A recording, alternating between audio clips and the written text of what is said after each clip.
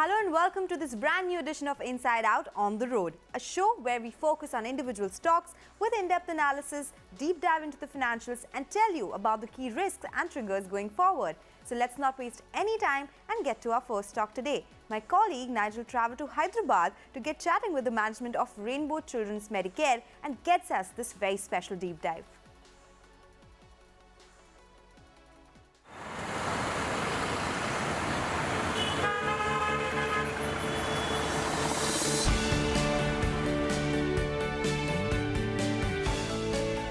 Good to meet you, Dr. Ramesh. Absolute pleasure. Yeah, good morning. Welcome to the world of children's healthcare. Absolutely. Come.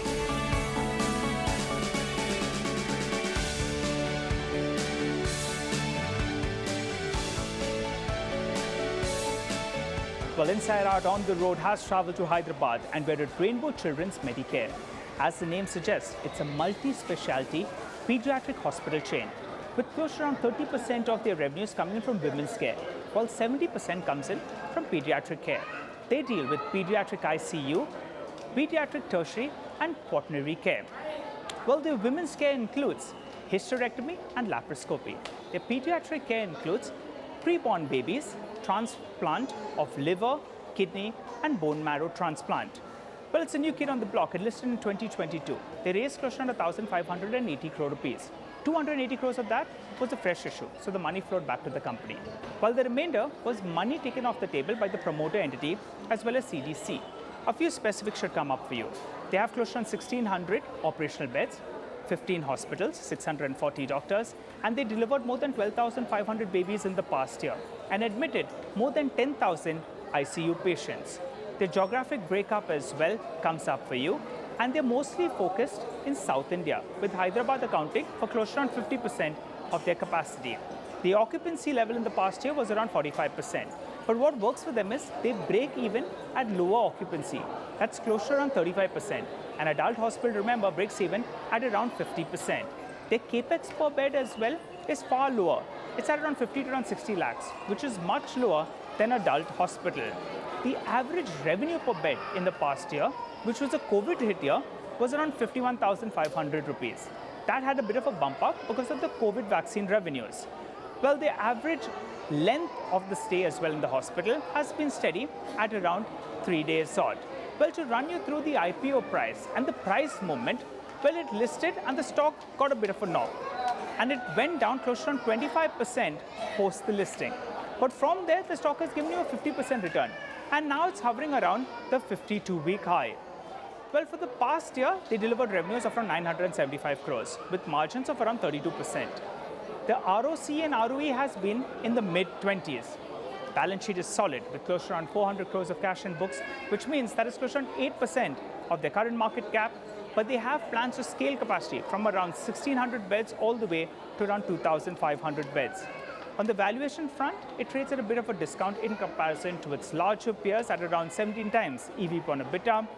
But to understand more about the company's plans and how they want to expand from here, what's the outlook on occupancies? All that and more, well, we are joined by the promoter MD and chairman of the company, Dr. Ramesh. Well, Dr. Ramesh, we have been to many hospitals and many adult hospitals. But you must be having your own set of challenges, right? What are the behavioral changes that you observe in your co-hospitals? That's, pediatric as well as maternity hospitals. Could you give us a sense on that front? The Nigel children's hospitals are very, very different when you look at the healthcare model. So generally, children's hospitals have got a very different fundamentals altogether. Because children's hospitals always have to be a kind of it's a multidisciplinary. Because in adult hospital, it's more of wear and tear. People come with a cardiac problem, neurology, nephrology. Children often comes as an emergency into the emergency department as a sick child. Yes. So you do not know what is exactly the specific problem. So people have to work together. It's a collaborative approach rather than a one doctor approach. Okay, all right. So we've got a sense about the industry, and the way you function. What is the growth that you're looking at in your core business? That's point number one. It'll obviously outbeat the growth of the system, of the entire industry. And with that sort of a backdrop, tell us, You must be having a goal. You've constantly be outgrowing the market. Do you expect to continue doing that? Overall, the maternity and pediatric markets have grown significantly. Yeah.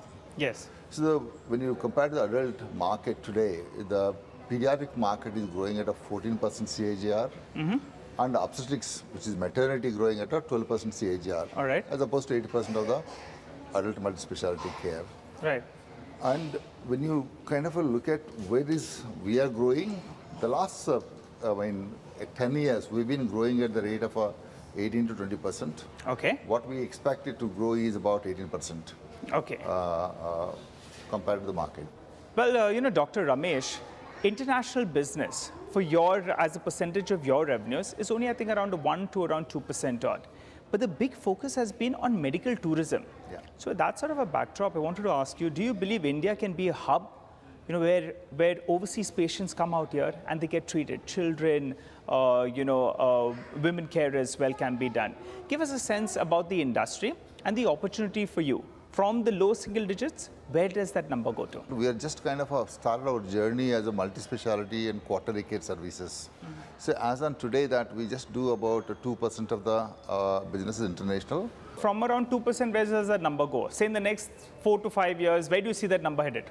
I think we'll probably kind of go to 5 to 6%. 5 to 6%. A couple of other differentiating factors between your hospital chain, besides it being specialty, is the capex cost, right? The total cost of setting up a bed. I believe it's much lower than an adult hospital, which makes you stand out. And also you break even at a lower occupancy levels. So take us through both those two data points. So what we do is, especially Rainbow, we have taken a route of asset-light model, which means we need to be in the very accessible part of the city. Generally, the real estate cost is pretty high. Right. So to buy a land and build it, so therefore we have taken a asset-light model. Okay. So we spend about 60 lakh rupees so far. The track record been per bed as an asset-light model. So which is kind of we break even around 35% of occupancies. So how much cheaper are you all in terms of a cost per bed? I think 30%. 30% cheaper. And the break-even point for you all is what, in the 30s? I think 35% of occupancies. You have recently commissioned a Chennai facility, right? A new Chennai hospital, which has added quite a few beds. I think 50 to around 100 beds or is what it's added as of now. By when does that, that unit break even? If you could give us a sense in terms of a timeline. We entered in Chennai for about 3 years ago with a hub hospital. Now this is a spoke hospital. So our hub itself is broken even in 2.5 years time. I would expect it to be a kind of a 1.5 year, the spoke hospital to do well, because it is in the area where there's a lot of young population.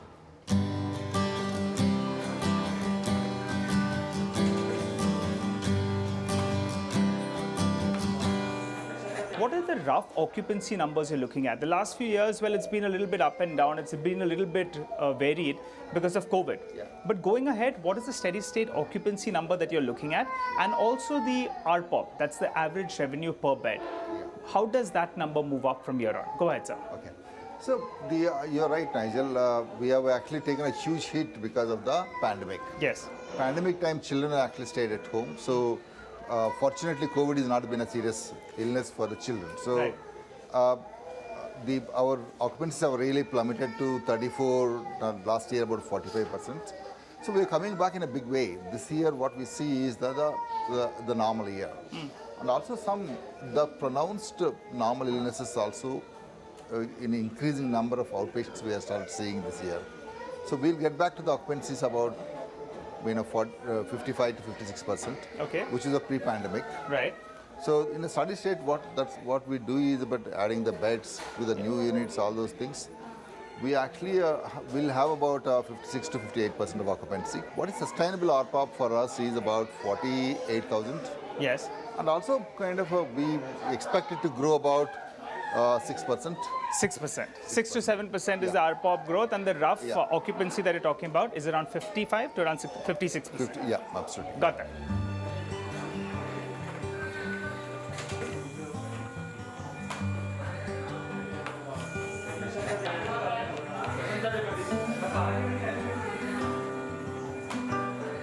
What about the margin trajectory?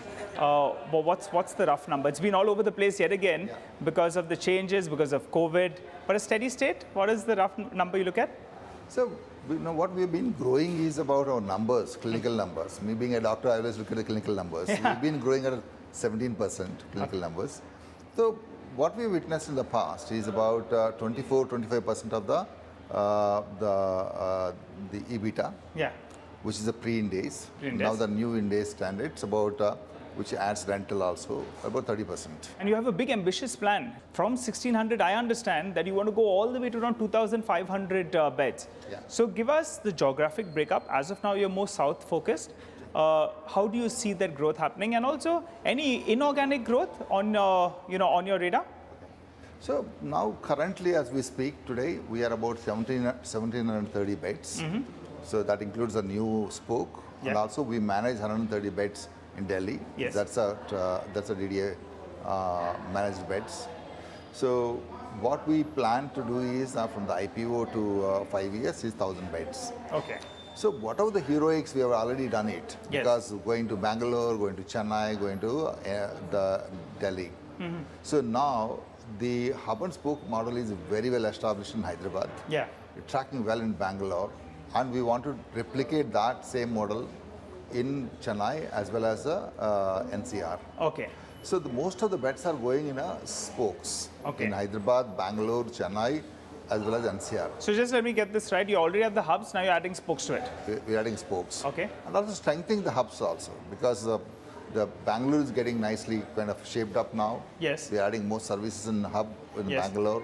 As we move next 2-3 years time, the Chennai and New Delhi has to be kind of something like a Banjara Hills in Hyderabad. And in the next 5 years, you'll be at around 2,600 beds? Yes. I believe that you also could be looking at inorganic growth, but you've not commented on that so far, Doctor. So tell us, is there something that you're looking at, say in NCR, Delhi region, or maybe in the western part of the country? Is that a possibility, inorganic growth? No, absolutely. We are not kind of, we have cash in the balance sheet. Yes. So when if there is a opportunities, how we see is like, the alignment is very important. Yes. We are children's health care. So philosophical alignment is very, very important, where we can add actually at the scale. So these two are important factors for us to kind of go and do any acquisition. So such opportunities comes, definitely we will be kind of looking at it, especially in kind of west, where our presence is not there.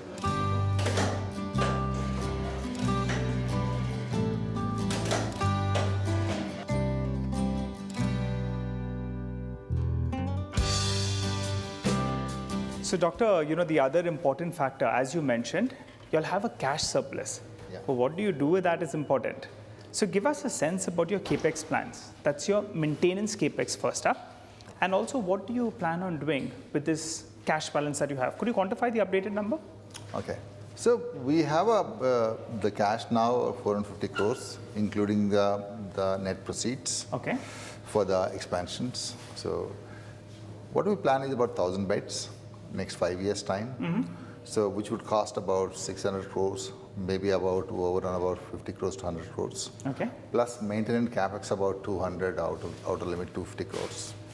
So our net about 900 crores is the expenditure. So we will generate about 200 crores in a year. So probably we'll kind of have about another 1,000 crores. So we will end up having about 500-600 crores of a net cash. If for some reason an inorganic growth doesn't work out, will the shareholders, could they expect some dividend payout, a healthy one? What is it? What has it been and what do you look to maintain it at? So we have been giving a dividend for the last 10 years of 20%. Of earnings? Of earnings. So we, the last year also we have done the 20% of earnings. We'll continue to go. I mean, I think as the kind of a board will decide, I mean, what is this 20% or more than that? So based on our capexes, based on our expenditures and those things, obviously, we need to respect our shareholders. So we have a lot of money. So you look to maintain that dividend payout that you have been doing. Another important thing is that we have been asset light model all along. So therefore, we do need to build beds of our own. As of now, out of the 1,550, 1,600 beds, what is the mix currently? I think currently we have about 100 beds of our own. Okay. And in Visakhapatnam. I can add another 60 beds in Visakhapatnam in the same premises because it's a large premises. So around 10% is currently owned and the remainder is leased. Yeah. If you ask me, the healthy mix probably about 30-35%. 5, 6, 7 years down the line is probably a healthier. What about if you could give us a sense about the current shareholding? You had CDC that grew the business with you over the last few years. Now, when you all did their IPO, you took some money off the table and they as well. But they still have close to 15% stake in the company. What's their plan? Are they planning on, have they told you anything? So they have a 14.9% stake still left. I think, I haven't heard anything from them yet.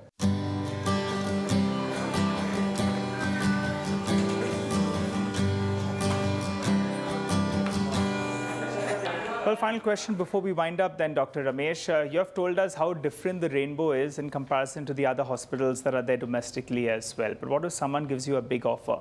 Maybe a collaboration, maybe buying out a stake in your company, or maybe buying out the company itself, a larger hospital chain. Would you be game for it?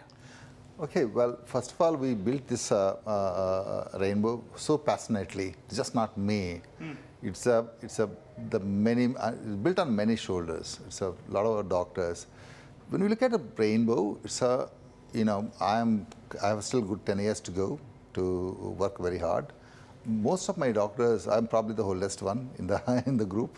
So my doctors are very young. A lot of them have got a stake, and they are actually very, very managerial. And I have a son who is a 26-year-old. He's a pediatrician, so he's a bright kid as well. So Rainbow has got enough people to drive it for future and for a long term. So what I envisage for as a promoter of Rainbow Group, so I would like to see that Rainbow is there everywhere across the country, and it has to be bigger and brighter, offering a great quality healthcare for children. On that optimistic note, well, it's been a pleasure talking to you, Dr. Ramesh. Thank you very much. Wishing you all the best in the times to come. Thank you. Great meeting you, Nigel. Thank you. Okay, that was a deep dive into Rainbow Children's Medicare. Interesting inputs out there, but time to slip into a short break now. We'll come back with another interesting stock. S H Kelkar is in the Swotlight on the other side. Stay tuned. Welcome back. You're still tuned into Inside Out on CNBC-TV18, and on Swotlight today, we have S H Kelkar, which is a large domestic player in the flavor and fragrance market with the last known market share of 10 to 12%, that is in the flavor market, and close to 20% in the fragrance market. So basically, the products that the company makes is used as a raw material in many industries. Flavors are used in baked goods, dairy products, beverages and pharma products as well. And fragrances are used in personal wash, there's fabric care, household products, skin and hair care as well. The company, for its own manufacturing, uses 1,500 products as raw materials. The broader categories of these raw materials, out of which 50% are imported. In terms of financials now, they have been continuously growing in terms of revenues from around 1,050 crore rupees in FY19 all the way to around 1,600 crore rupees in FY22. However, margins have been coming down and are very volatile. After a sharp increase from FY19 levels from 13% to almost 18%, they are now back to those levels because of sharp hike in raw material prices. Profits as well have been impacted and are very volatile, as you can see on your screen. So financials are not very inspiring. The company gets 90% revenues from flavors and just 10% coming in from fragrance. In terms of geography, most revenues come in from India, around 21% each from Europe and rest of the world markets. This company is known for inorganic growth. They have made a lot of acquisitions in the past and will continue to do so as per the management. In FY22, they acquired Holland Aromatics BV and New Taste Food and Drink Private Limited to expand into newer markets.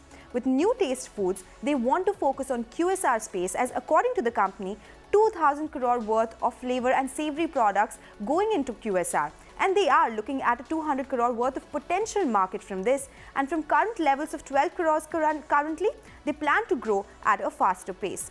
Company usually takes annual price hikes, but due to COVID and volatility, they took price hikes twice last year. But they expect the normalized process to come back in place for price hikes.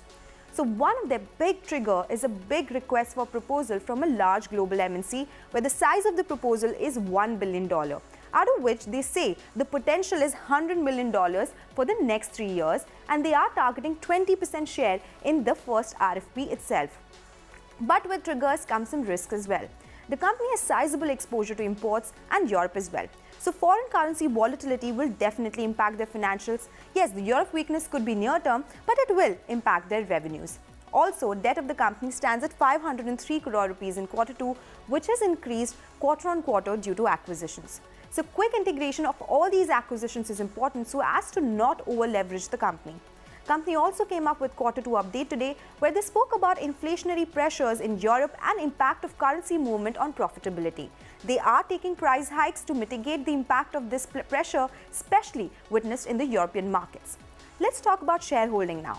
Promoters hold 58.46% stake with some big names like IDFC FlexiCap, Tata Mutual Fund, there's Malabar India Fund, there's Harding International, India Inside being some big names. Blackstone recently exited S H Kelkar by selling its entire stake in the company at a massive premium to Farmank via a block deal. And in terms of valuations, stock trades at 16 times one-year forward earnings, but growth is something that the investors will be watching out for. And with that, we have run out of time on this episode of Inside Out. It's a goodbye from Nigel and I. But do write to us and tell us the companies you want us to discuss and you want to hear about. And we'll feature these on our show. Thanks a lot for watching.